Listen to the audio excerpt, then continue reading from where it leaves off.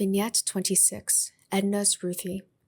Ruthie, tall, skinny lady with red lipstick and blue babushka, one blue sock and one green because she forgot, is the only grown-up we know who likes to play.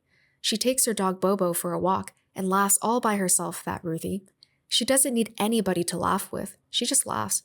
She is Edna's daughter, the lady who owns the big building next door, 3 apartments front and back. Every week, Edna is screaming at somebody, and every week somebody has to move away. Once, she threw out a pregnant lady just because she owned a duck, and it was a nice duck too. But Ruthie lives here, and Edna can't throw her out because Ruthie is her daughter.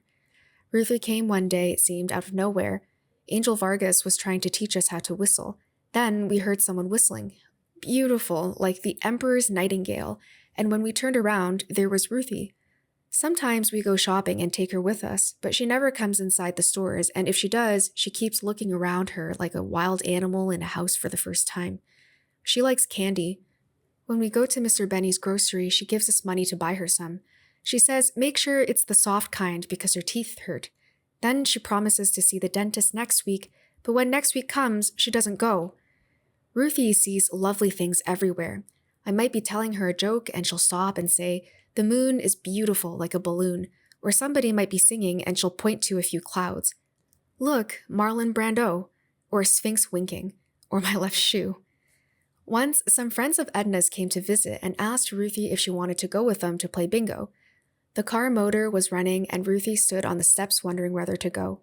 Should I go, Ma? She asked, the gray shadow behind the second-floor screen. I don't care, says the screen. Go if you want. Ruthie looked at the ground. What do you think, Ma? Do what you want, how should I know? Ruthie looked at the ground some more. The car with the motor running waited 15 minutes and then they left. When we brought out the deck of cards that night, we let Ruthie deal. There were many things Ruthie could have been if she wanted to. Not only is she a good whistler, but she can sing and dance too. She had lots of job offers when she was young, but she never took them. She got married instead and moved away to a pretty house outside the city. Only thing I can't understand is why Ruthie is living on Mango Street if she doesn't have to. Why is she sleeping on a couch in her mother's living room when she has a real house all her own?